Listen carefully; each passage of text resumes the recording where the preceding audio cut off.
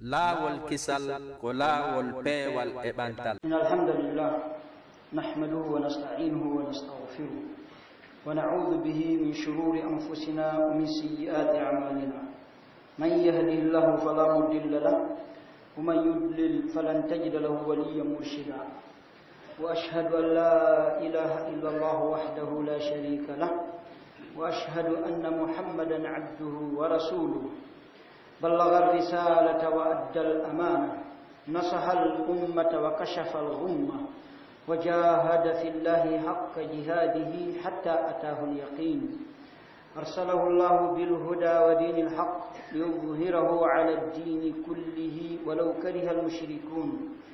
فتح الله به أعينا عميا وآذانا صما وقلوبا غلفا. ثم ما بعد، أيها المؤمنون، أوصيكم ونفسي بتقوى الله جل في علاه. قال جل وعلا: ولقد وصينا الذين أوتوا الكتاب من قبلكم وإياكم أن اتقوا الله وإن تكفروا فإن لله ما في السماوات وما في الأرض وكان الله غنيا حميدا. تدبه يتي الله سبحانه وتعالى ودو الله مولو تددو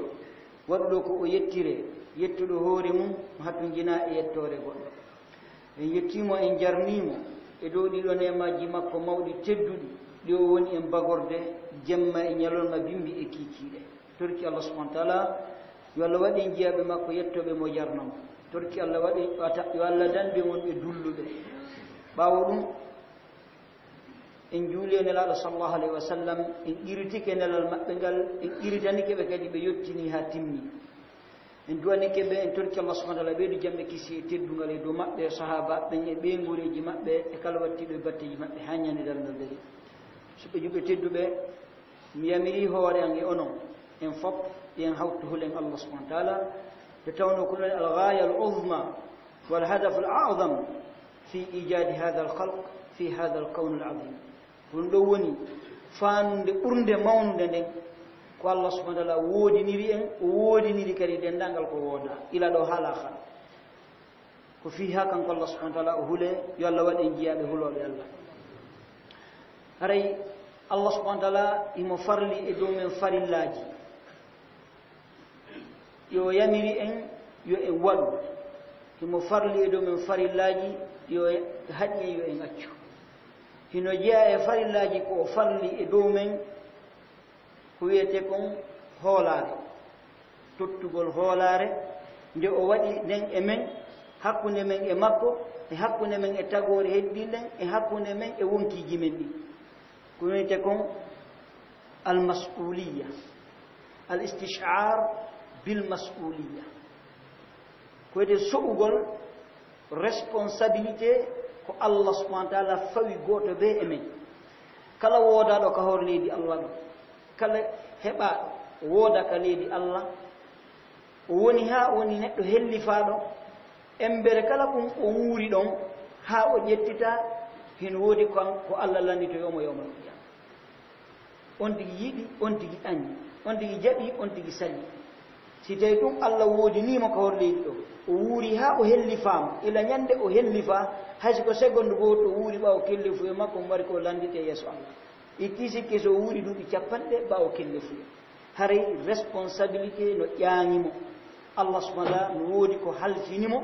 ko Allah landitoytomo yawma qiyama, miɗo halfinoma goɗɗum ko honno tottirnoɗa ɗum. nden hunde ɗon non ko wiyete almas'uliya, ko konngol ngol tawata bi hadha al-lafz lam yarid fi al-kitabi was-sunnah walakin laha ma'anin kathira waradat fi al-kitabi was-sunnah. wiigol al-mas'uliyya jolirani ni ka Qur'an e ka sunna, kono maana kala ko ari hoola, tottugol hoola e angal jamfa e woɗitagol jamfa ka deftere ka sunna nelaɗo ko tindini ko jogagol responsabilité ko ɗoni al-istish'ar bil mas'uliyya. te tawno noon no waɗi noon ko hadith ko attete ƴentinede hakkunde tagore nden ko wiyete hoolade, taw hay gooto hoolaki goɗɗo. so a yiyay goɗɗo tawa mo jogii diina ko feeñi e kene tawa o hoolaka, bana ta ndarude ɗum ɗo na ɗum ɗo woni sharti al aslu fil muslim athiqa ko lasili on julɗo so yi julɗo lasili on ko ya hoolon ɗo lasili on jono inqalabatil umur ala mawaziniha piiji ɗi yiltodiri sabu angal so'ugol responsabilité ko on tigi fawa ko yehi ha joni piiji ɗi waylitike joni hay goto hoolaki goɗɗo hoolondiral ngal bonino hakkunde jama ka ɗum ɗon noon boni ɗon hande kadi jama on wuure ko wiyete kon fawda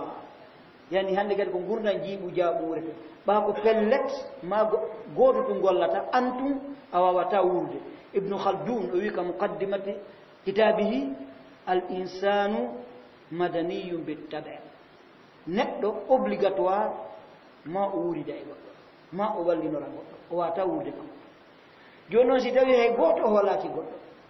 hara en andi jiiɓol duwaɗi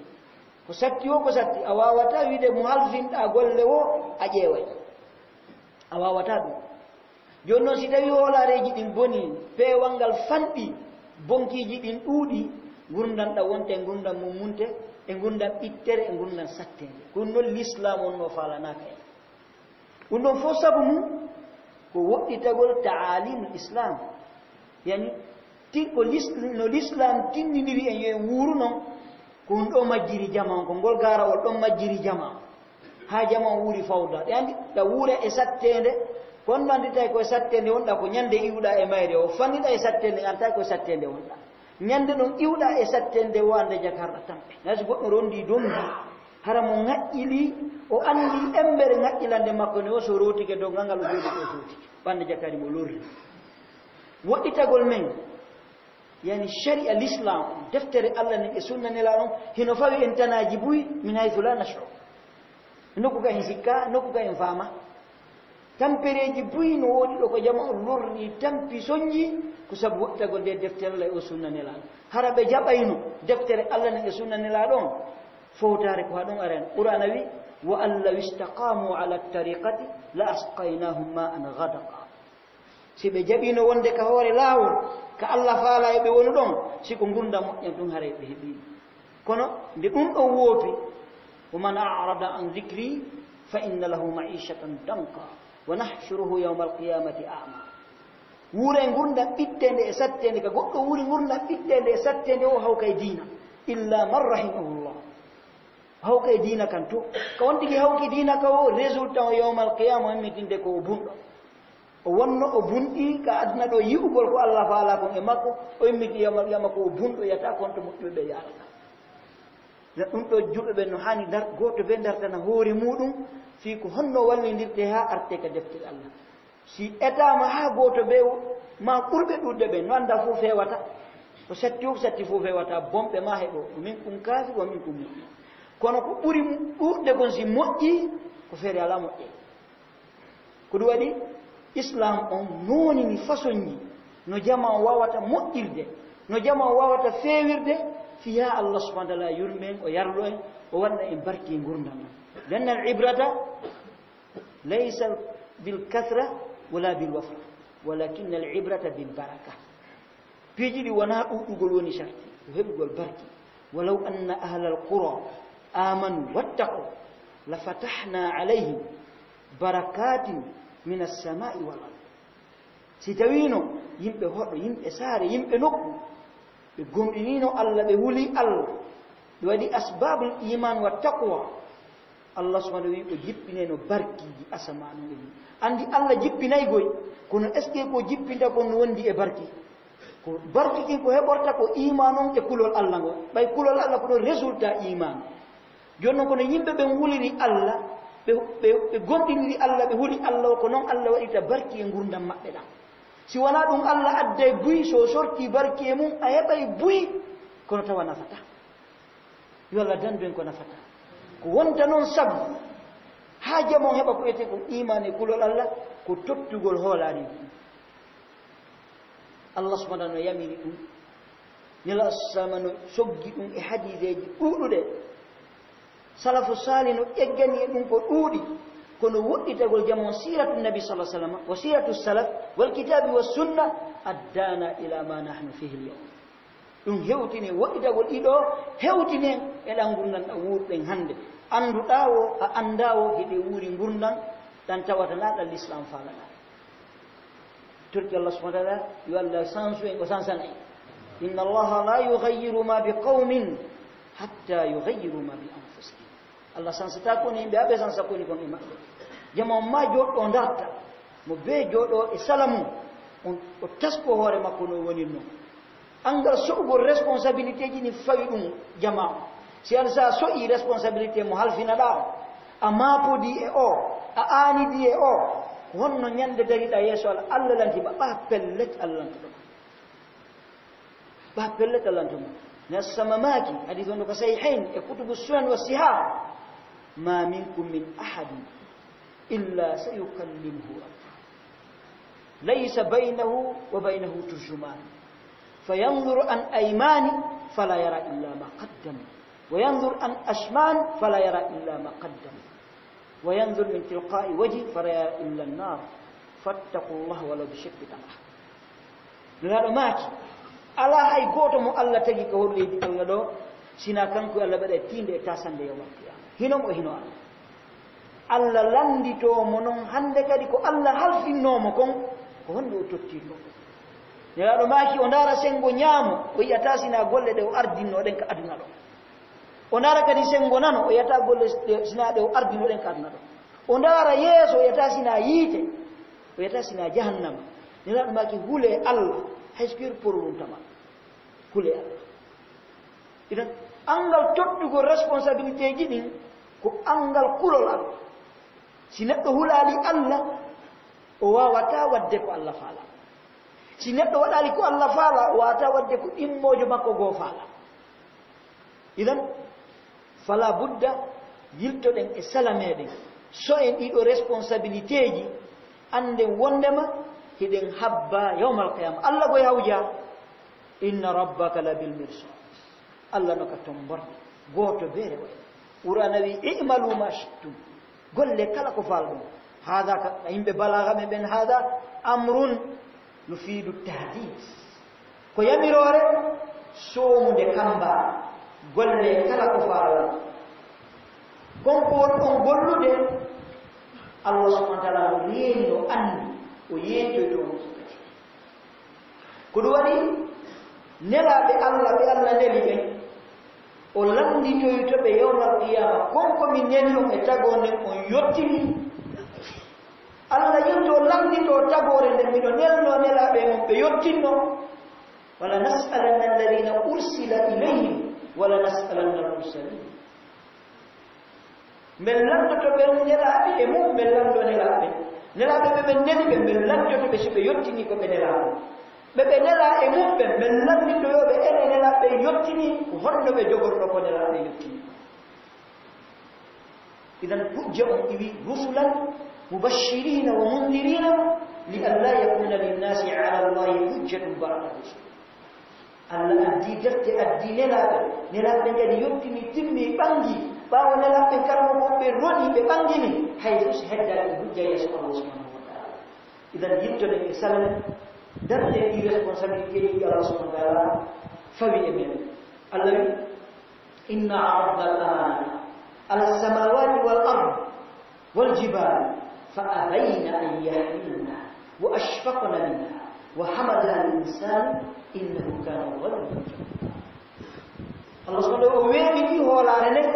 على خلاف بين العلماء في تحديد معنى الأمانة كل هو على كمعنى أو كان responsibility مؤلفة بإلكترونات دولة إن أردنا الأمانة وكما كم هو على كدوالي leyɗe pelle kam e hoore tawde ɗiɗo tagu majjino tiiɗi la halqu samawati wal ardi akbar min halqi nnas walakin akthara nnas la ya'lamun a antum ashaddu halqan am as-sama asaman o lutti hoolare nde leydi lutti hoolare nde pellel lutti hoolare nde bani adama itti rondiki himo rondi ko tiiɗi no woodi ko tiiɗi ko waari yeeso ma hakkude ma e Allah subhanahu wa ta'ala duwa dartude ɗum ɗum si qur'ana wi'uma ya dartu ya ayyuha alladhina amanu ittaqullah wal tanzur nafsun ma qaddamat lighad hule Allah yo wonki ndako ko ni ardina de hore makki ko jam ba pellen do da remude asonyo wo yawmal qiyam est ce que holare ni totta ko Allah ni kon totta Allah subhanahu wa ta'ala inna Allah ya'murukum an tu'addu al-amanati ila ahliha Allah no yamira de ƴetta to holare ni jonni to jomma no woni ko Allah jeyi ko duwaɗe no jonnitude no woni ko wonti yimen ni jeyi ko duwaɗe no jonnitude hino woni ko heddiɓe ila nene e baba e ɓeygure e kawtal e siɓɓe fof mo woni goto ɓe ko jeyi ko duwa jonnitede ko ɓuri hewde ko ɗum ɗo ɗen jeeya ya ayyuha alladina amanu la takhunu llaha wa rasula wa takhunu amanatikum wa antum ta'lamun kono yo gomɗinɓe woton jamfo Allah jamfo ɗon nelaaɗo jamfo ɗon hoolareji monɗi tawkani ɗon andi ɗon jamfaade par ce que ɓuɗon nde tana e neɗɗo kono tawi mo bumanno tun e hoore waduna e modoga o anda ko woni hay wadde no woni woɓɓe ɗo ɓe annda ko soɓe jokki hiɓe yaha ɗum no weette tum bimbiɓe dawa jijiɗe kadi niɓɓa ɓe waalo pomi pan si ɓe heɓi koɓe ñaamalani si heɓayi ko ɗon tana o woni karmo koɓɓe maaki man lam yara nicmat allahi azza wa jalla illa fi lmakali walmashrab faqad qalla aqlu wa hadara adabu kala tawi kanko so heɓi on ko ñaama o heɓi ko yara o heɓi ko wala yani gurdam hen aduna ken tawi ko si ɗum ɗon heɓike kanko mo andi marsi si ɗum ɗon heɓaki marsali ɓe yoɗo ko jofojo haɗa kadi leɗɗe makko ɗe no ɓaɗi no moƴƴina par ce que o wata suude ko addimo ka on nen ɗo ha sakko o inna yodarama ko addimo ko ɗulle deftere Allah nde nodde ko ɗum sunna nelaɗo sa sallam nodde ko ɗum waɗi nelaɗo sa sallam ɓe maaki hadith fof jente o hadith woɓe ɓe no duwa wattude hakkil moƴƴa hadith kadi ko muttafaqun alayh hadithun sahihun thabitun muhkam la yusah ila qiyam as-sa'a ya maaki ma min abdin yastar'ihu Allah ra'iyatan يموت يوم يموت هو غاش لرعيته إلا حرم الله عليه الجنة ألا إجياء نحن مؤلا هل في تقينته أماي توانيند أماي هم جم في غيرتين سنا الله هل من إبان وقلنا تبنى متفق عليه كان فقه فتي من حديث محكم إذن نولك هب بما ñande fottuɗa e Allah subhanahu wa taala ɓayde felle ɗum koko Allah fowma e responsabilité ji ɗa duwa jooɗade ndaara hina tottude ɗum noon ko ila dow haaleyi ko ɓay ko konngol men ngol ko ɗo hatti si hara konngol men no feɗɗuno ɗo en feɗɗineno ngol kono ɓay ko ɗo hatti ko nokka lankete kono wallahi no yurmi si a ndaari alhaaleji ɗi no yurmi ko nelaɗo sosame maaki إذا ضيعت الأمانة فانتظروا الساعة إذا ضيعت الأمانة فانتظروا الساعة قالوا يا رسول الله كيف إضاعتها قال إذا أسند الأمر إلى غير أهله يا رب كسيتي هولا رجل يباما حد يدعنا هذا يدعنا ko hatta ɓen ko janngo dangal daroto ma faɗɗi janngo ko par ce que no sharia on ardinon no holli en annda ñande ngal daroto kon en annda fewno ɗo taw par ce que mandeji no woodi ɗin ɗi waɗali taw ko tuma ɗi waɗi o si dangal daro si wala ɗo e wiya ɗo digal ngal sabu nanoy hoolareji ɗi bonnama ɗi yeebama aduna heewi tew ɓerɗe ɗe hande ɓen kullu yamshi li maslahati ويتناسى عن حق غيره mo be hande kadi ko fi mum tu woni darude sina ɗemɗe Allah yima hande kadi haqqe immojo makko to ɗum mo yeggiti fi ɗum ko ɗum waɗi probléme ji ɗi ɗuuɗi nel samba maaki si tawi ɗum hoolare nde yeebama habbe dawla sahabaɓe maaki nelaɗo ko honno hoolare yeeborta nelaɗo maaki si fiyake jonnama mo handama a ƴetti goɗɗum a halfinimo wawata zerude hara hadde ko ɗon wuuɗe hande piiji ɗin fof ko sabu siko en siɓɓe mi tefata siɗa gaynama si aɗaata ko ɗum woni sabu ha yeehi hande kadi no Allah faalira tagorde no boni ɓerɗe wo fattaqullaha wa aslihu dhata baynikum hule Allah moƴƴino hakkudeji moɗo ɗum bonino fi hokku piiji ɗi no jonnade gaynata hiɓe jeeri mo gaynata ko ɓetiɗawo mo gaynata hulani jiiɓodire ɗum bona idan goto ɓe noon yo dartan hoore mum wona ya yiwgo goɗɗo woni wadde kon to acca hoore ma no gasaran ko felloroniɗa ɗango ko congi darɗu hoore ma est ce que ko halfinaɗa kon a totti ka a tottaɗi ɗum ɗo goto ɓe no haani jooɗade darɗo ɗum moƴƴa si a dartani ɗum dartoyte to e ɗum noon darta ko feeñanma kon fuu tawa hiɗa huuɓini ko feeñanama kon a tori Allah subhanahu wa taala kono sonɗiɗi wuuri ɗo ɗum hande kadi o faala kon ɗum o suti o tefa ɗum si tawi woni kono haani no mana no haaniri noon imo dogay ɗum ɗum ha ñande o fotti e malakol mawde ma ona o waalo tawa hande kadi wala hawla wala quwwata illa billah haɗa moƴƴaani ɗum damum ko goɗɗum feɗɗe ko Allah subhanahu wa taala gurnata fokka Allah tamadi nas ñande lanni o wi a wi ay waɗama fokko mata fama utitum min shay'in famata'ul hayati dunya kala ko okkat mo ɓe goɗɗum ko dakmitago feƴƴe wiyete dakmitago koko lannata ko hunde heɓata ta nde wi nde foti nde lanna nde acce ma lanna accani on luttidana wiyete mata Allah no wi fama utitum min shay'in famata'ul hayati dunya musidɗo mi toriɓe mata ɗum bonnane lahara mo Allah subhanahu wa taala wi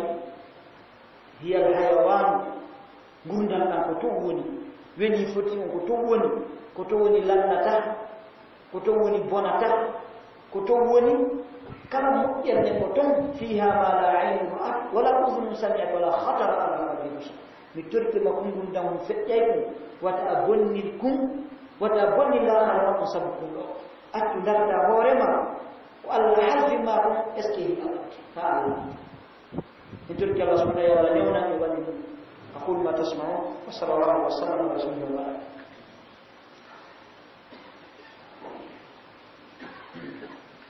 الحمد لله وكفى والصلاة والسلام على رسول الله وعلى آله وأصحابه أجمعين حكومة responsabilité يعني المسؤولية نلالو سندانينو هولي غوتو بي هولي فا Qur'an ma ko nelaɗo laɓɓinino ɗum pos nelaɗo on sallallahu alaihi wasallam ɓe maaki hadis mo Abdullah ibn Umar filli hadis muttafaqun alayhi ɓe maaki kullukum ra'i wa kullukum mas'ulun an ra'iyati mo be no halfina mo be landitode ko halfina ɓuura sikar mo goɓɓe maaki al mas'uliya taklif وليست تشريف responsabilité ko halfina ɗum ko halfinande Allah ƴettu halfinma o fawma wona teddungal o jonnuma jonnon jama waɗi contraire o responsabilité ji ɗi waɗi ɗi teddungal ɓe yejjiti ko faweede ko ɗum waɗi ɓe utilisini fii tuyo ɓe luttu e teddungal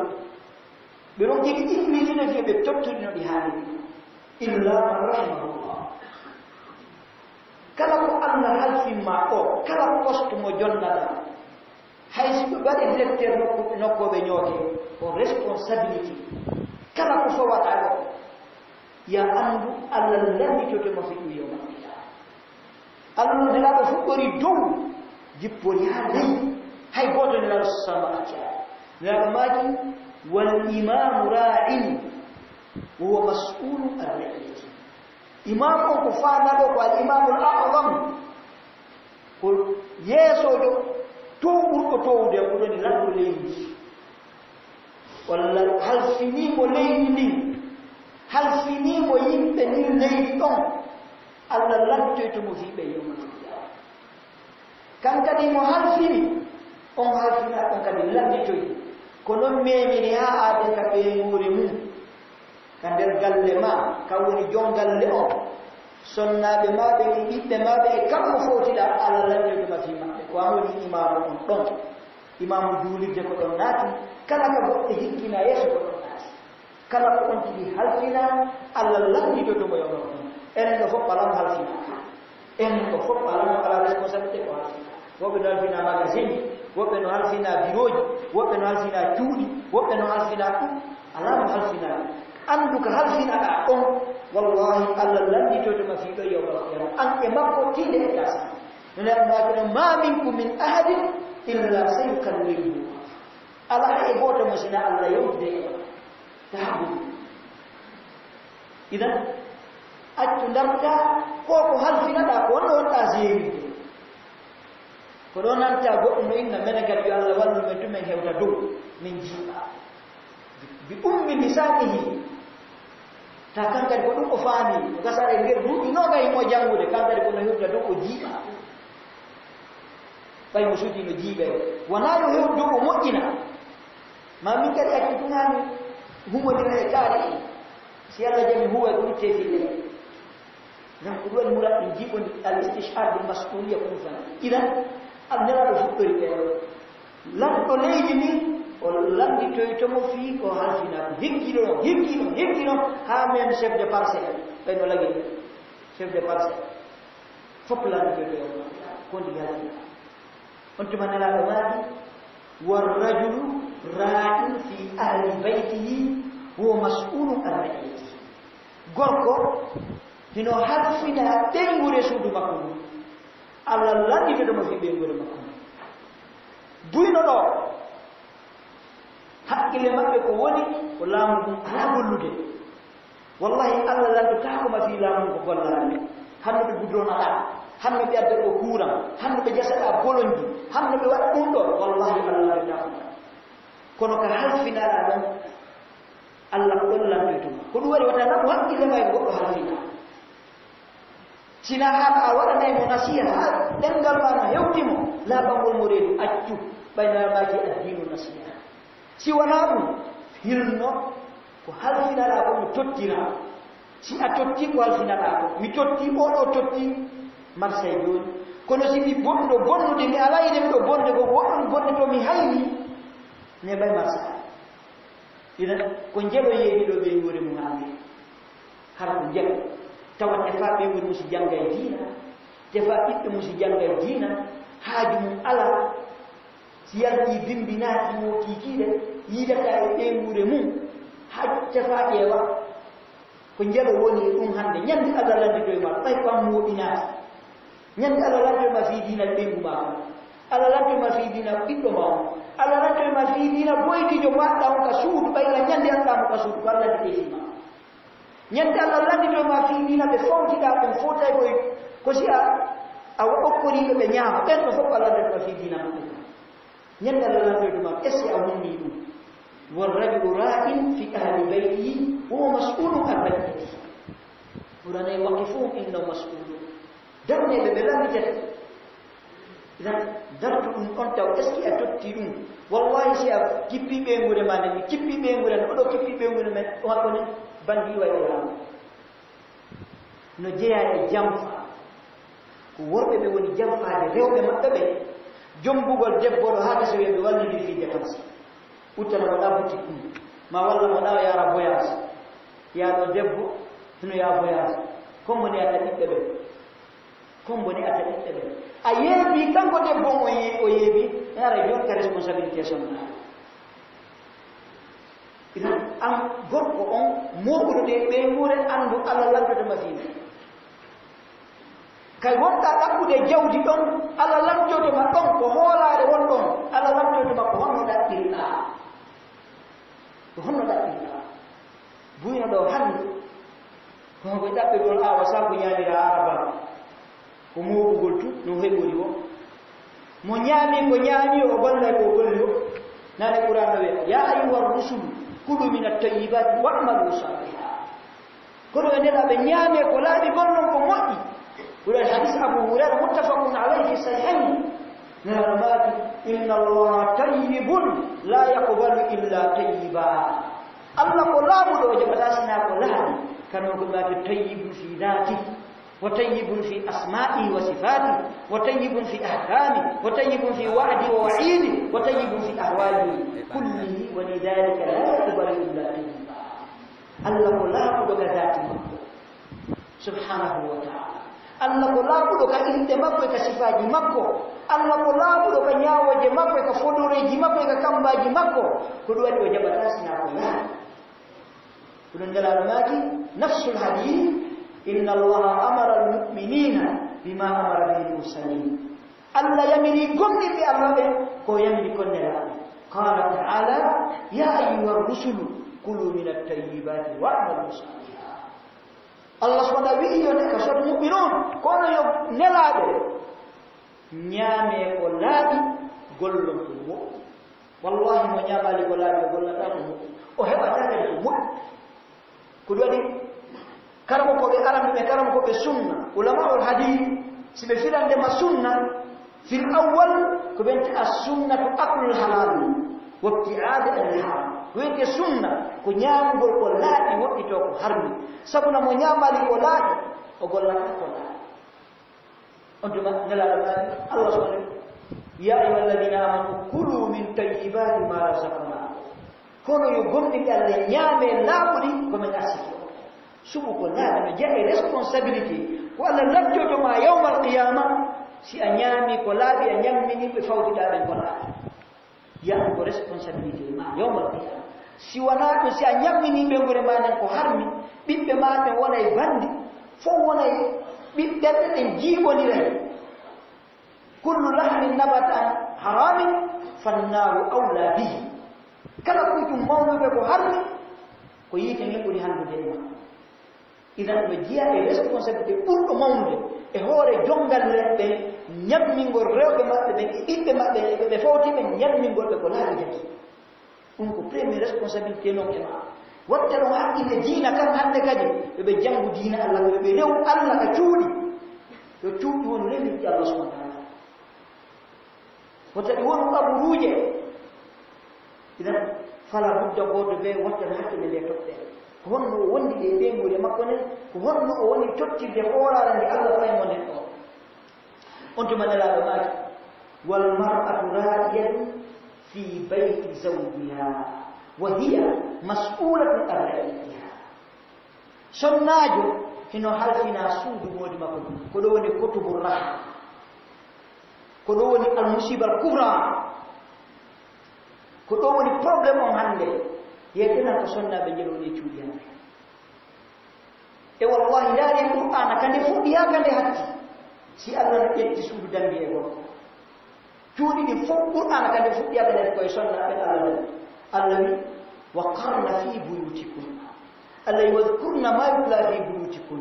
Allah la tukhrijuhunna min buyutihinna idan tukki ko benje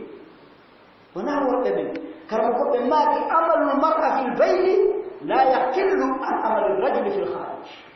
الله سنو فني تر ولاني جبو غلك سود ولاني غركو وندك ياس كودو ولي باي تودي دي وربه وربه ويانتي ماجي وين كون يالو دي ماجي دو سودي annon sonnani mo tawi accitinu suuduma ka Allah wonnuma on biro mo Allah jonnuma on a tawti worbe be ka biroji mabbe habbo ko jaboda Allah yobo نلاماجي والمرأة راعية في بيت زوجها وهي مسؤولة عليه دبن هل فينا سود مودي مكونو الله كدي لندنا دم في سود مودي مكونو أني مودي ما سو يرتي دي بيمبي onnati di kikide hada gondo ay ni asmu ko jelo newde ibbe mu hande su wallahi be be ka juudi ne ete are qur'ana yeto Allah subhanahu wa qarna fi buyutikum ولا تبرجن تبرج الجاهلية الأولى وأقمنا الصلاة وآتينا الزكاة وأطيعنا الله ورسوله إنما يريد الله ليذهب عنكم رجز أهل البيت ويطهركم تطهيرا واذكرن ما يتلى في بيوتكن من آيات الله والحكمة إن الله كان لطيفا خبيرا أنه فوق في سيادة يعني أمر النساء بلزوم بيوتهم الذي أنا يصنع بنيبه كتولمو wato webi tir hoore mo woni be jaayi jango be webi tawon bay goddo lutata wonde e suudu awasu on yalte ka su tuudi modon ma jetton jonti mo ko tan fitinna ko fitinta karmo ko be balaga be maaki annahyu ba'da al-amri yufidu ta'kid al-amr annahyu ba'da al-amri yufidu ta'kid al-amr alladhi waqarna fi buyutikum hadha amrun wal amru idha utlika yufidu al-wujub 'inda al-usuliyyin thumma naha wa la tabarrajna wa hadha nahyu ja'a ba'da amri inma yufidu ta'kid al-amr Allah yamiri hagasi o hadi hadore ko tinningol yamirone de Allah yamiri idan no jeeya tana sonnajo hawrugol suudu modi makko non o yalla dabba an wallahi mi voyage dimi do marke de sere lamitu e sonnaado mi yahi hamar min jippi min fotti mi sonnaado mo bara yaawu musique on buri ko foti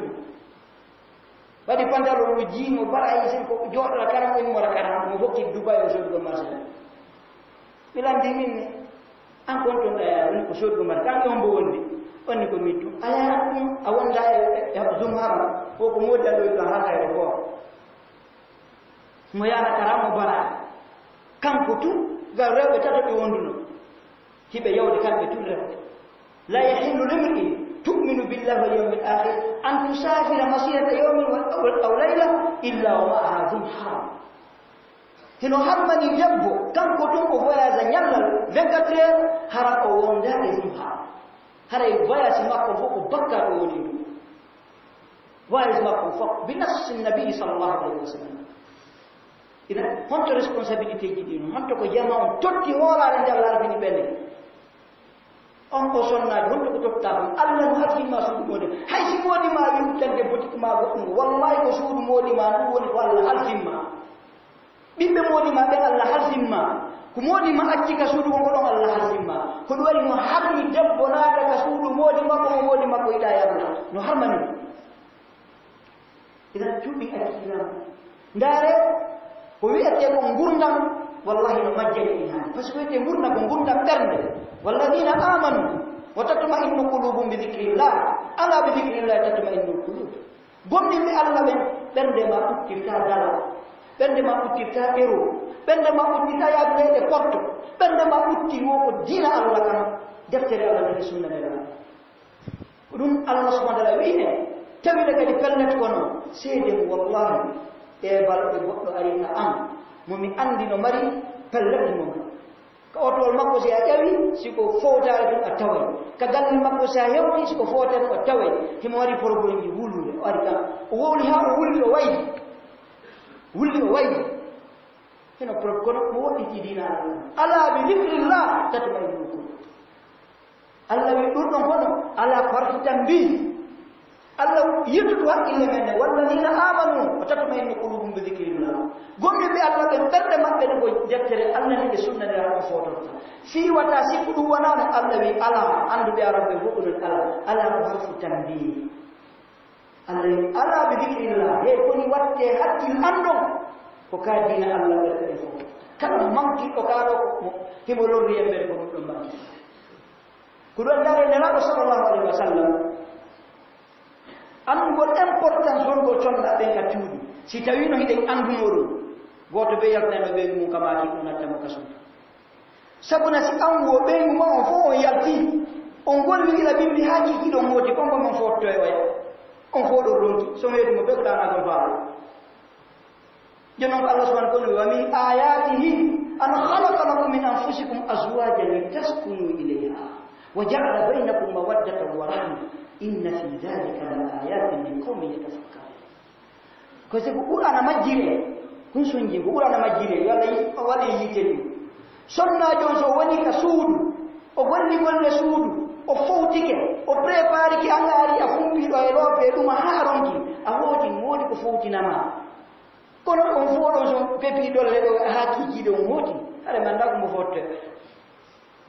ko do wadi cuudi mbay ipani pamde do Allah ko wadi fowtare neddo ko nokki tati in nokki te fono yitti dino ko goto ma fami Qur'an andi problem Qur'an ko na jangi lede ko dum hayati men tumbodi ala ina wa torare jaga Qur'an no senda juzu aji yando ko jangul Qur'an be jangi qur'ana be gayni badi torare wo karmo ko jo mabbe ngaden on hadi mawdu wo nela do ngati khudhu min alqur'ani ma shi'tu lima shi'tu wa hadha alhadith la asla lahu lan tajidu fi kutub muhaddithina la min qadim wala min hadith wa hadha mawdu hakama alayhi jami' ulama bil wahd yono qur'an jangi leni kono fahamite ko Allah kitabun anzalnahu ilayka mubarakun yadabbaru ayati wa yatadhakkaru ulul albab ko fiyo de taski ande mana ko ne mere ko gollitira foto de kono hinde jangirama fi nyaamo e fi teddungal e fi ɓura kono faamiten fonton dare qur'ana wi wallahu ja'ala lakum min buyutikum sakana allah waɗen e cuuɗi mon ɗi fowtare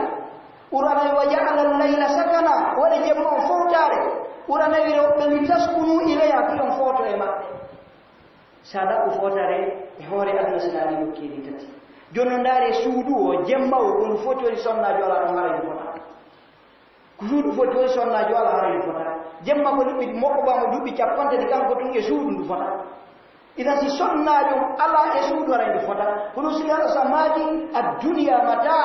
wa khayru mata'iha al-mar'atu as-salihah aduna o fokko dakbita ko weni foti ko ɓuri moƴƴude fof ko debbo moƴƴo ko ono way suudu ko dankotoɗo suudu danko ɓiɓɓe moodi mumen danko suudu moodi mum dawde moodi makko no hewtita kala probléme ko moodi makko to itte fof ndare ne rasulullah yawno ka fannere irhasatu nubu on ari e mande di annaba ko ari be jibril fuddi ad jippade mabbe be huli nilaaɓe jogi hoti ka so tawi nene khadija yan mati mi halkike nene khadija mati kalla lan yukhziyaka allah abada innaka latasilu rahim wa tahmilu al-kalb wa taksibu al-ma'dum wa tuqri ad-dayf wona ni mo konguɗi o yi nelaaɗo allah yeɓatama anko a moƴƴo si tawi no nene khadija alaɗen hande nelaaɗo hayrayno kono debbo moƴƴo walla e moƴƴimo kono si tawi awwu ɓeyma o fof ko jindugol ɗum ɗo yaara ɗo hande a wuura e gurnanɓe a andan haɗaɗa lorri andaɗa lorri yimɓiteɓe sonnaɓe ɗi cuuɗi toon bureauji maɓɓe ɓe sonnaɓe accuɓe yimɓe ɗi cuuɗi toon bureau ɓe new ɓiɓɓe ɓen hande ɗikkartiji ka yawɗa wo ɓiɓɓe no bona fimo drogue e tufinirgol won ɓeyɗe ka nder cuuɗi yiwi ko ɗon ɓe heɓa ko ɗum ittiɓe to par ce que ala ɗon dankoto an o sonnajo habdo daragol yeeso allah landitoma fi o responsabilité suudu moodi man wal mar'atu ra'iyatu fi bayti zawjiha wa hiya mas'ulatun an ra'iyatiha si sonnajo woni kadi ka suudu kono ko watta qur'ana yeetima ɗum kadi wa aqimna as-salata wa atina az-zakata wa atina allaha wa rasulahu ko ñinnugol julde ton janga deftere allah nden e sunna nela ɗon janna ɗum ɓiɓɓe ɓen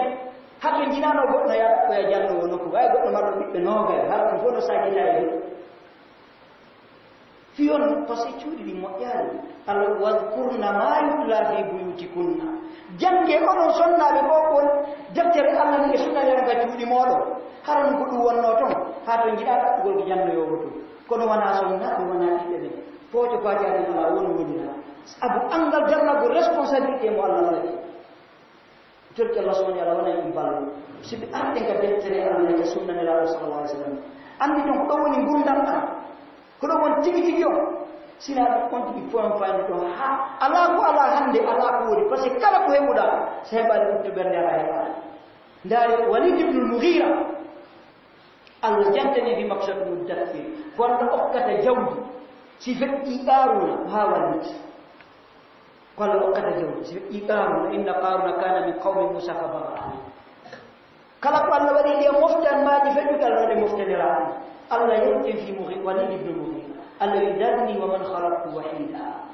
wa ja'altu lahu malan mamduda wa banina shuhuda wa mahadtu lahu tamhida accidanke o momi tagi wari adna kanko tum hay garamo ala mi waɗanimo jawdi fontiidi mi waɗanimo ɓiɓɓe tawa yiɗo kañum sagmo ko ɓiɓɓe muɗum mi okkimo aduna mi fonti ha hattude fontagol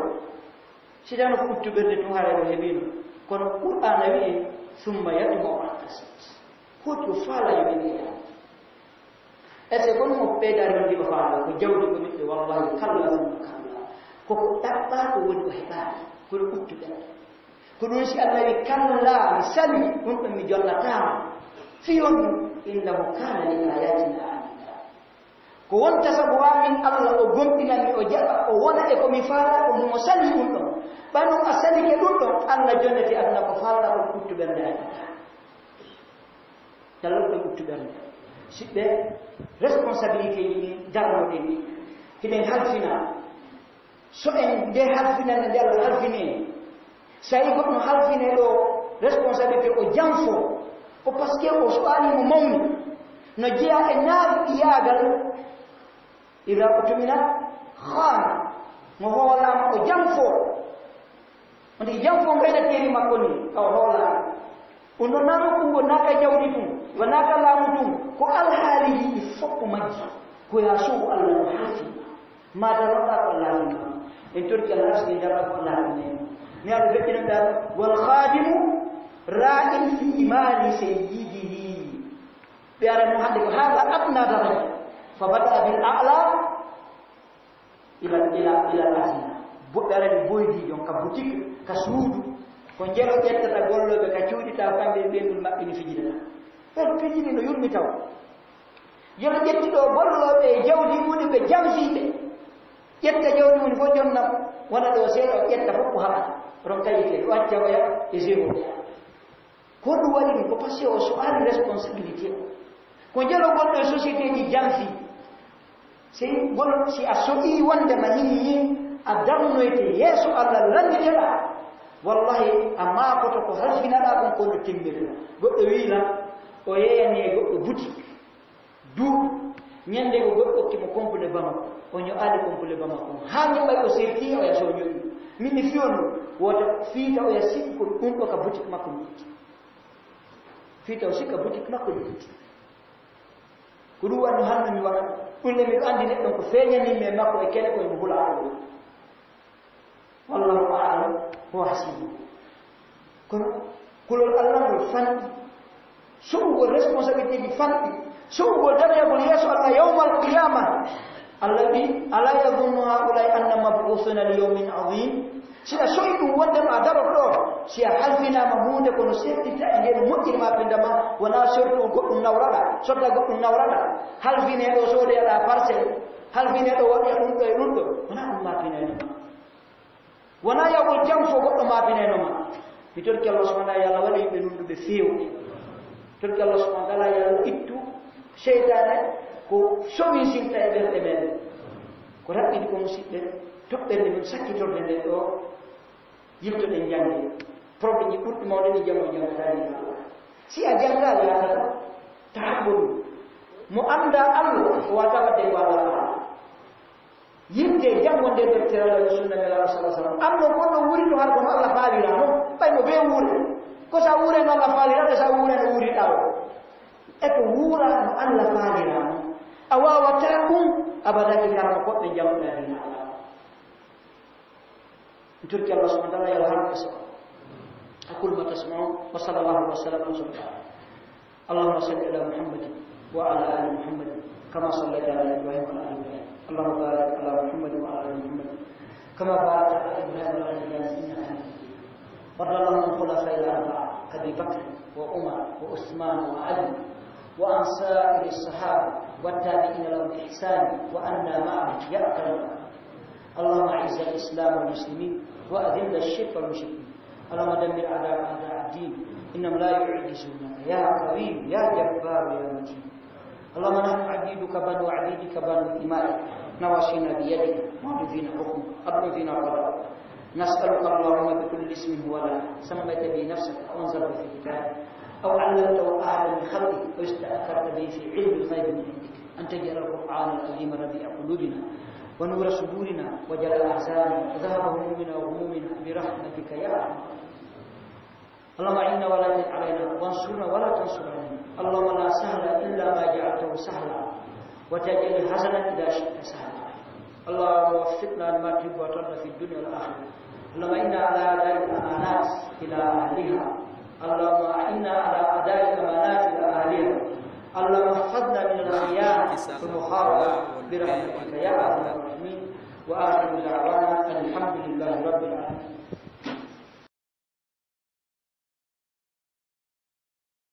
laawol kisal ko laawol peewal e ɓantal